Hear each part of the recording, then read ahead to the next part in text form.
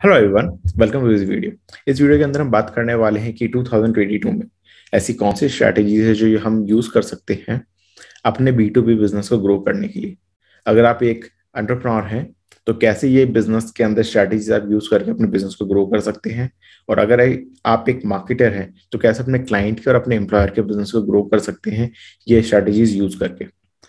जो ये स्ट्रैटेजीज मैं इस वीडियो के अंदर बताने वाला हूँ वो जो आप डे टू डे लाइफ के अंदर जनरल स्ट्रैटेजी सुनते वो नहीं है। It's completely different. तो आप इस वीडियो के एंड तक देखिए और कौन सी स्ट्रैटेजी आपको अच्छी लग रही है please let me know in the comments so that I can get to know कि कौन सी स्ट्रैटेजी लोग प्रेफर कर रहे हैं 2022 में टू ग्रो देयर बिजनेसेस। तो जो आज डिस्कशन का टॉपिक है वो होने वाला है कि B to B marketing strategies for 2022, right. तो हमें हम सबको पता है, राइट, कि जब हम स्ट्रैटेजीज के बारे में सोचते हैं सबसे पहले हमारे दिमाग में आता है कि एसईओ क्या है। पीपीसीआर रन करते हैं, अकाउंट बेस्ड मार्केटिंग करते हैं लिंक्डइन पे या किसी और प्लेटफॉर्म पे, ईमेल मार्केटिंग करते हैं, सोशल मीडिया मार्केटिंग करते हैं, रेफरल मार्केटिंग करते हैं और बहुत सारी। तो ये सारी की सारी स्ट्रैटेजीज हमारे पहले ही दिमाग में आ जाती है अगर हम किसी भी बिजनेस को बी टू बी बिजनेस को ग्रो करने की बात करते हैं। इसलिए मैंने सारी की सारी स्ट्रैटेजी जीरो स्ट्रैटेजी के अंदर डाल रखी है, क्योंकि आप सबको पता है कि ये स्ट्रैटेजी आप यूज कर सकते हो अपने बिजनेस के अंदर और उसको ग्रो कर सकते हो, राइट। लेकिन जो आज आप बात करने वाले हैं स्ट्रैटेजीज की वो मैं शेयर करने वाला हूँ इस वीडियो के अंदर। लेट मी नो इन कमेंट्स कि आपको कौन सी स्ट्रैटेजी सबसे अच्छी लगी। पहली स्ट्रैटेजी है कि जो बी टू बी और बी टू सी के अंदर लाइन है वो बहुत ज्यादा ब्लर हो चुकी है, right. The line is blurred between B to C and B to B. It's more of H2H in 2022 and beyond.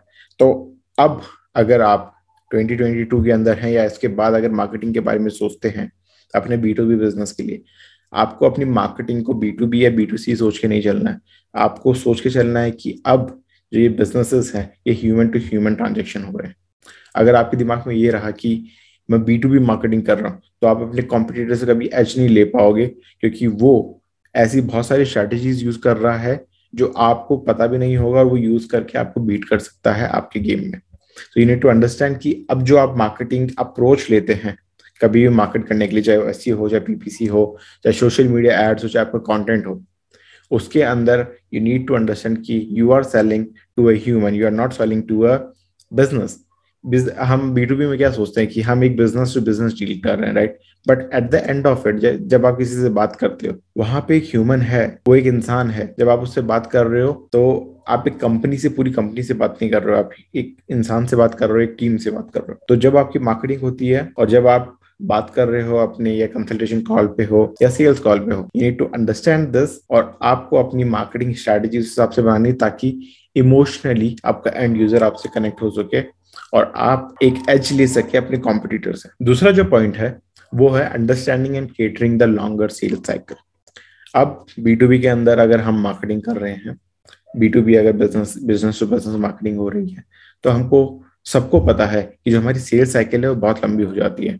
और बहुत टाइम ऐसा होता है कि बहुत सारे बिजनेस के अंदर ये 6 महीने 1 साल तक भी सेल्स साइकिल आपकी रहती है, राइट। तो अगर इतना लंबा सेल्स साइकिल है आपका और 1 महीने का भी है, 2 महीने का भी है, इस ड्यूरेशन के अंदर भी तो आपको समझना पड़ेगा एक चीज कि आप कैसे केटर करें अपने एंड यूजर को। क्योंकि वो जो 1 साल का टाइम ले रहा है, 6 महीने का टाइम ले रहा है या 1 महीने का भी टाइम ले रहा है, वो 10 और लोगों से बात कर रहा है वो सेम प्रोडक्ट के लिए, सेम सर्विस के लिए। तो आप उसको कैसे केटर करें, कैसे एडुकेट करें ताकि वो आपका ही प्रोडक्ट ले, आपकी ही सर्विस ले और आपके साथ प्रोसीड करे। तो उसके लिए आपको first thing you need to share the content and build engagement. अब कंटेंट किस तरह का शेयर कर सकते हो आप? लेट्स से आपके पास एक लीड आई, आपने बात शुरू की, first thing you need to do उनको डेमो दिखाओ। आप प्रोडक्ट का डेमो हो गया, मीटिंग्स हो गई, अब नेगोशिएशन चल रही है, सब चल रहे हैं, उस टाइम पे आप उनको न्यूज़लेटर सेंड कर सकते हो, मंथली न्यूज़लेटर। अगर आपका सेल्स साइकिल आपको लगता है कि 1 साल तक स्ट्रेच हो सकता है तो मंथली न्यूज़लेटर जा सकते हैं। अगर आपको लगता है कि 2 या 3 महीने का है तो आप वीकली भी न्यूज़लेटर सेंड कर सकते हो, according to your sales cycle कितना लंबा वो रहता है। अगर आपको ये समझ आ जाता है एक बार कि कितना लंबा सेल्स साइकिल है मेरा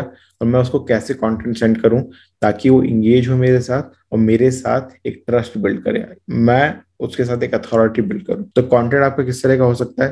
पहला, इंफॉर्मेशनल कंटेंट। तो लेट्स से if I am taking an example of a machinery, आप एक मशीन बना रहे हैं, 1 करोड़ की मशीन है। अगर आप किसी को मशीन सेल कर रहे हैं, वो उसको 10 मशीन लेनी है आपसे, आपको पता है कि ये बिजनेस आएगा 10 करोड़ का, मेरे पास बिजनेस आएगा, राइट, रेवेन्यू आएगा। जब वो मशीन आपसे लेना है या किसी और से लेने की कोशिश कर रहा है, definitely this person is going to talk to 10 different people. Let's say आपका कॉम्पिटिटर चाइना के अंदर बैठा है, वो चाइना के अंदर ही बात करेगा कि उसको चीपर रेट्स में मिल जाए। अब आप क्या कर सकते हैं, जब आपका कंटेंट, जो आपकी मंथली न्यूज़लेटर्स जा रहे हैं, या आपके वेबिनार ऑर्गेनाइज करते हैं, या कोई आप इवेंट ऑर्गेनाइज करते हैं, या कोई डेमो ऑर्गेनाइज करते हैं, इन सब के लिए टाइम टू टाइम नोटिफिकेशन जाना चाहिए आपके पोटेंशियल क्लाइंट के पास। नोटिफिकेशन जा रहा है इन सब का। अपार्ट फ्रॉम दिस, जो भी आपके पास टेक्नोलॉजिकल एडवांसमेंट है अपने कॉम्पिटिटर से, या जो जो आपने काम किया है अपने प्रोडक्ट के ऊपर, आप एक प्रोडक्ट की स्टोरी शेयर कर सकते हैं।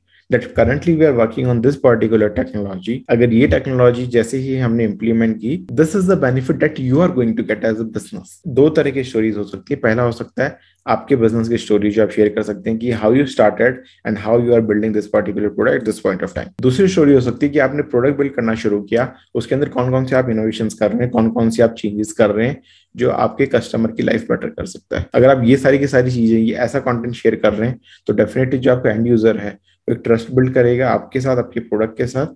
दूसरा, आपकी एक अथॉरिटी बिल्ड होगी because you know a lot about the industry, you know a lot about the product. तीसरा है leverage marketing automation to funnel down your potential customer. अब क्या होता है कि पहले हमको अगर B2B मार्केटिंग के बारे में सोचते थे, हमें लगता था कि सारा का सारा यार बहुत ज्यादा लेंथी प्रोसेस है, फॉलो अप करो, ये करो, देन क्लाइंट के साथ मीटिंग सेट करो, नोट डाउन करके रखो हर चीज को कि वो कब आएगा, कब मीटिंग होगी, कौन कौन आएगा। ये सारी की सारी चीजें आप ऑटोमेशन में डाल सकते हो आज के टाइम पे। अगर आपने ऑटोमेशन अपने बिजनेस के अंदर अभी तक यूज नहीं कर रहे हो या नहीं किया है, आपको ये करना ही पड़ेगा। अगर आप ये नहीं करोगे तो आपके रिसोर्सेज बहुत ज्यादा बढ़ जाएंगे, और आपके अगर रिसोर्सेज बढ़ेंगे तो you won't be able to compete on the pricing level with a person. तो लेट्स से अगर आप अपॉइंटमेंट बुक करते हो और आपके सारे के सारे अपॉइंटमेंट की डिटेल्स, आपको एक बंदा हायर करना पड़ रहा है, एक पर्सन हायर करना पड़ रहा है, so it is very much tedious, right. आपको बहुत ज्यादा सोचना पड़ रहा है, उसको सैलरी पे करनी पड़ रही है, उससे बात करनी पड़ रही है। Instead of this you can use N call booking application, appointment booking application. सारी की सारी जो आपकी बिजनेस डिटेल्स है, आपकी मीटिंग डिटेल्स है, एक एप्लीकेशन में रहेगी। आपका टाइम शेड्यूल एक एप्लीकेशन के अंदर रहेगा, और आप सब उसको मंथली कुछ पैसा पे कर रहे हो just to share on that application and use that application. आपका टाइम बचा रहा है। क्लाइंट की जो मीटिंग है 1 महीने बाद है, उनको टाइम टू टाइम ईमेल जा सकते हैं, SMS जा सकते हैं, ताकि वो टॉप ऑफ द माइंड आपकी जो मीटिंग है वो रहे, वो मिस ना करें। अगर आप किसी को लिंक्डइन पे आउटरीच कर रहे हो, अकाउंट बेस्ड मार्केटिंग कर रहे हो, अब ये सारी की सारी चीजें ऑटोमेट कर सकते हो। लिंक्डइन के ऊपर ऑटोमेशन के सॉफ्टवेयर्स हैं, वो आप इंस्टॉल करो, वो अपने बिजनेस के अंदर यूज करो, रीच आउट करो ऑन ऑटोमेशन। डेली अगर आप 100 लोगों को मैसेज कर रहे हो, is taking a lot of time, right. आपका टाइम लग रहा है। अगर आप उस एक बंदे को हायर करते हो ये सारा का सारा काम करने के लिए, he is going to take a lot of salary. अगर आपको एक छोटा बिजनेस है, do you think you will be able to afford it? आपको एक बड़ा बिजनेस है तो आपके पास एक बंदा हायर करने के लिए मेरे को लगता नहीं कुछ प्रॉब्लम है। बट लेट्स से आपका बहुत ही ज्यादा बड़ा बिजनेस है और आपको बहुत सारे लोगों को रीच आउट करना पड़ता है। अगेन यहाँ पे भी आपको प्रॉब्लम क्या फेस करनी पड़ रही है कि आपको बहुत सारे लोग हायर करने पड़ेंगे इतने सारे मैसेजेस सेंड करने के लिए, कनेक्शन रिक्वेस्ट सेंड करने के लिए। So put this on automation. आपके पास एक लीड आ जाती है, you don't know whether this is a marketing qualified lead और सेल्स क्वालिफाइड लीड। आप उसको ऑटोमेशन बढ़ा दो, उसके पास ईमेल सेंड करो, उसको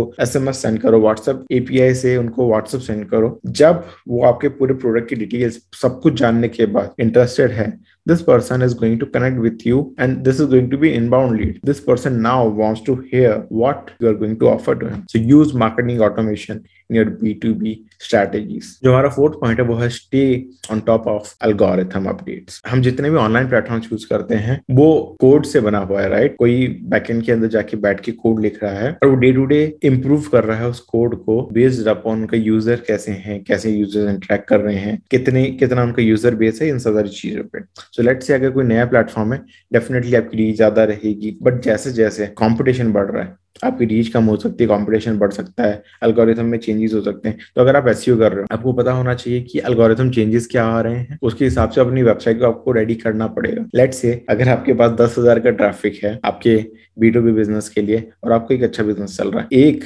एल्गोरिथम अपडेट और पूरा का पूरा ट्रैफिक जा सकता है अगर आपकी वेबसाइट मोबाइल फ्रेंडली नहीं है। तो 5 साल पहले अगर आपकी वेबसाइट मोबाइल फ्रेंडली नहीं थी, आप रैंक कर रहे थे, आपके पास पूरा बिजनेस आ रहा था, एक अपडेट आया कि आपकी वेबसाइट मोबाइल फ्रेंडली होनी चाहिए और रातों रात आपने पूरा का पूरा बिजनेस खो दिया। ऐसे ही अपडेट्स आ सकते हैं फ्यूचर के अंदर भी, जैसे वॉइस अपडेट्स आ रहे हैं, वॉइस SEO हो गया, आपके यूजर का इंटरेक्शन कैसे रहता है आपकी वेबसाइट पे, आप कैसा एक्सपीरियंस प्रोवाइड कर रहे हैं, आपका UI UX अच्छा है या नहीं है। इन सारे के सारे अपडेट्स के साथ आपको अपडेटेड रहना पड़ेगा और अपनी वेबसाइट को अपडेट करते रहना पड़ेगा। सेकंड, सोशल मीडिया पे भी यही है। अगर आज आज लिंक्डइन पे 2022 पे आप सोशल मीडिया मार्केटिंग या कंटेंट मार्केटिंग कर रहे हो, it's going to benefit you a lot, क्योंकि रीच बहुत अच्छी है। बट फ्यूचर में अगर आप सोचोगे कि यही हमको रीच मिले तो इट्स वोंट बी पॉसिबल, क्योंकि इस टाइम पर लिंक्डइन बहुत सारे यूजर्स को अक्वायर करने का सोच रहा है। फ्यूचर में ये पॉसिबल नहीं रहेगा। एड्स अगर आप चला रहे हो, एड्स के अंदर जितने भी प्लेटफॉर्म्स हैं उनके अंदर चेंजेस होते रहते हैं। अगर आप अप टू डेट नहीं हो कि क्या चेंजेस हुए and how this can affect my delivery, तो you are going to face the circumstances. तो आपको समझना पड़ेगा और आपको अपडेटेड रहना पड़ेगा कि what are changes all your marketing platforms are making, और उसके हिसाब से आपको अपने बिजनेस के अंदर चेंजेस करने पड़ेंगे फ्रीक्वेंटली, ताकि आप टॉप ऑफ द लाइन रहो और आपको बिजनेस मिलता रहे। फिफ्थ पॉइंट है use emotions in your ads and advertisement. ये B2B बिजनेस के अंदर क्या लगता है लोगों को कि यार हमारा बिजनेस तो B2B है, जितने भी डिसीजन मेकर्स होते हैं वो लॉजिकली डिसीजन लेते हैं, राइट। लेकिन ये एक मेरे को लगता है कि मिथ टाइप का हो गया है जो लोगों को दिमाग में बैठा हुआ है कि लोग लॉजिकली डिसीजन लेते हैं। अगर एक ह्यूमन बीइंग है ना, वो इमोशंस के साथ डिसीजन लेता है, वो बाद में उसको जस्टिफाई करता है लॉजिकली कि मैंने ये डिसीजन राइट लिया है रॉन्ग लिया है। तो जब आप एडवर्टीजमेंट करते हैं, जब आपके कंटेंट देखने के लिए लोग आ रहे हैं, जब आप कंटेंट मार्केटिंग कर रहे हैं, it should be filled with emotions. वहां पे आप अपने इमोशंस एक्सप्रेस कर सकते हैं। लेकिन जब फनल डाउन होकर लोग आते हैं, definitely they are going to make a decision based upon what you are providing, और उनके लॉजिक पे वो सेट होता है नहीं होता। बट अगर आप मार्केटिंग शुरू कर रहे हैं टॉप ऑफ द फनल के अंदर, अगर आप इमोशन यूज नहीं कर रहे हैं, तो डेफिनेटली जो आपका कॉम्पिटिटर है वो सब जीत जाएगा, बिकॉज वो इमोशंस यूज कर रहा है। जो हमारा 6 पॉइंट है वो है provide self service options with support. अगर आपका कोई भी कस्टमर आपकी वेबसाइट पे आता है, आपकी सोशल मीडिया पे आता है, या आपके किसी भी ऑनलाइन एसेट पे आता है, उसको बहुत सारी ऐसी चीजों की रिक्वायरमेंट होगी जो वो जानना चाहता है बिफोर सेंडिंग एन इंक्वायरी। तो वहां पे आप क्या कर सकते हैं, वहां पे अगर आपके पास बहुत सारे ब्लॉग है जो हेल्प करते हैं उसको अंडरस्टैंड करने के लिए कि आपका बिजनेस क्या है और वो कैसे हेल्प कर सकता है आपके एंड यूजर की, आप केस स्टडीज वहां पे शेयर करते हो, आपके पास चैटबॉट है, ये सारी की सारी चीजें अगर आपकी वेबसाइट पे है, तो जब आपके पास कस्टमर इंक्वायरी सेंड करता है, वो पहले से ही प्री क्वालिफाइड कस्टमर है, क्योंकि उसने आपकी केस स्टडीज दे रखी है, उसने आपके ब्लॉग्स दे रखे हैं, उसको कोई इंक्वायरी है, बहुत ज्यादा इन्फॉर्मेशनल इंक्वायरी, राइट, जहां पे आप इंगेज नहीं करना चाहते, तो चैटबॉट सारे के सारे आंसर दे रहा है। अगर ये सारा का सारा हो रहा है सेल्फ सर्विस, तो जो आपका एंड यूजर है, आपका कस्टमर है, आपका क्लाइंट है, पोटेंशियल क्लाइंट, उसको लगता है कि वो कंट्रोल में है, और जब वो कंट्रोल में होता है तो एक ये फील गुड वाली फीलिंग आती है उसे। तो डेफिनेटली जो आपकी वेबसाइट होती है उसके ऊपर ब्लॉग्स होने चाहिए related to your industries you are serving, related to what services you are providing. Chatbot होना चाहिए तो ताकि जो भी क्वेरीज होती है वो सॉल्व कर सके, और केस स्टडीज होनी चाहिए जिन जिन क्लाइंट के साथ आपने काम कर रखा है, उनके बिजनेस के साथ आपने कैसे उनको हेल्प किया ग्रो करने के लिए। जो 7th पॉइंट है वो है रिव्यूज एंड वीडियो टेस्टिमोनियल्स। अगर हमारे पास एक कस्टमर, एक क्लाइंट हमारे ऑनलाइन मीडियम के अंदर आता है, वो सबसे पहले क्या चेक करता है, वो रिव्यूज चेक करता है। तो मेरे क्लाइंट का जब हम मार्केटिंग कर रहे थे और जब हमने 2 प्लेटफॉर्म चूज किए, एक लिंक्डइन हो गया, एक गूगल हो गया, गूगल से जितने भी क्लाइंट आ रहे थे उन सबको हमारे क्लाइंट के बारे में पता था, उनको पता था कि हमारे क्लाइंट कैसी सर्विस देता है, उसने क्योंकि रिव्यूज पढ़ रखे थे। तो क्लाइंट ने बोला कि spend 70% of the budget on Google, ताकि जो भी क्लाइंट है वो प्री क्वालिफाइड है, उसको हमारे बारे में पता हो, उसको हमारे टेस्टिमोनियल्स के बारे में पता हो। और जब हमारी वेबसाइट पे आता है तो वेबसाइट पे हमने वीडियो टेस्टिमोनियल्स डाल रखे हैं, ताकि अगर वो इंक्वायरी कर रहा है, this person should get to know कि कैसे आपके कस्टमर्स आपके बारे में क्या बात कर रहे हैं। और ये तभी हो सकता है अगर आप सिर्फ रिटर्न टेस्टिमोनियल्स दे रहे हो ना, तो ये एक अथॉरिटेबल नहीं कर, क्योंकि रिटर्न तो मैं कुछ भी लिख सकता हूँ, गूगल का स्क्रीनशॉट में कुछ भी एडिट कर सकता, बट जब आपके पास वीडियो टेस्टिमोनियल्स होते हैं वो आपको एक ट्रस्ट बिल्ड करने के लिए हेल्प करते हैं। गूगल का जो आपका लोकल बिजनेस है उसके ऊपर, गूगल की लिस्टिंग, उसके ऊपर आपके रिव्यूज जरूर होने चाहिए और आपकी वेबसाइट के ऊपर वीडियो टेस्टिमोनियल्स जरूर होनी चाहिए। So these were the 7 B2B marketing strategies जो आप यूज कर सकते हो in the year 2022 to grow your business.